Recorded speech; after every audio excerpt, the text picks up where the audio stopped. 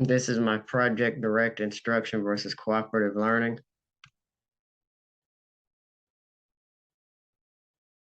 What is direct instruction? Direct instruction is a type of explicit instruction where the teachers are directly passing on information to the students in a structured and goal-oriented lesson. It also involves very careful monitoring of students' progress and having great classroom management. And here is in 5 steps how to use it in the classroom. Number one, it's important for teachers to set up the students to learn by providing them the knowledge that they need to have. Number two, explain what you want out of your students and what is expected of them. Number three, modeling. The teachers are showing the students how to do something before they do it independently. Four, guided practice. It's kind of like the modeling where it's I do, we do, you do. That's how I remember guided practice. And then number five, formative assessments and re-guiding, which is kind of like multiple choice tests and things like that.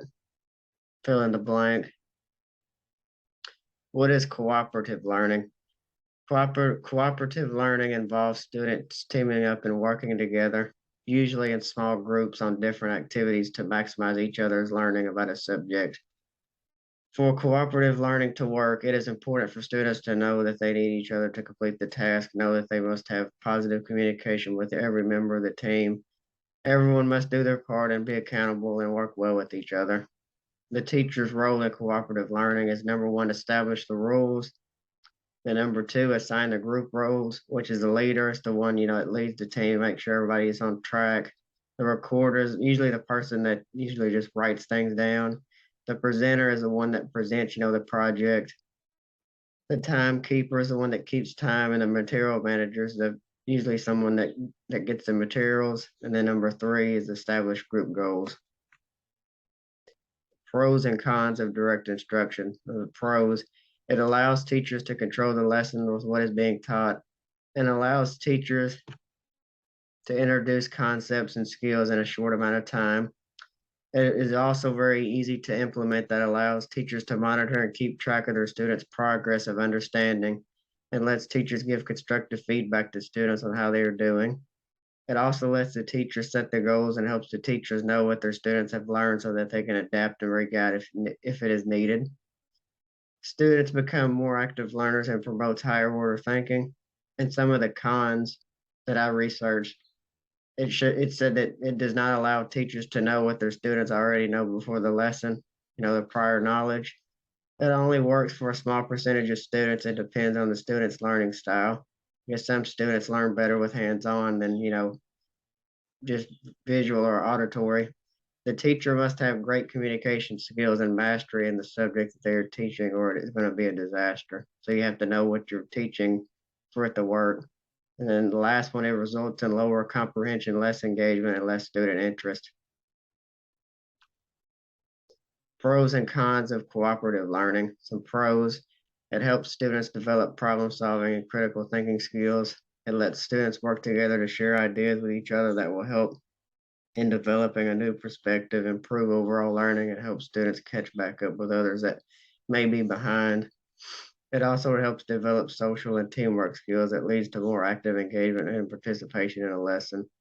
It also improves the students' motivation and self-esteem.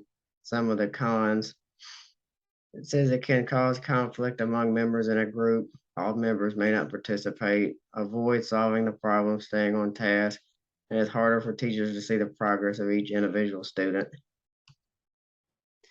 Why are they both so important? It is important for us as teachers to use the many different types of learning styles in our lessons for our students because every student is unique and different in how they're able to learn things. It is also important for us as teachers to think about both of these types of instruction and which one we think will be the most effective in teaching our students about a specific concept or subject and what we want our students to learn and get out of the lesson. What are some similarities between direct instruction and cooperative learning?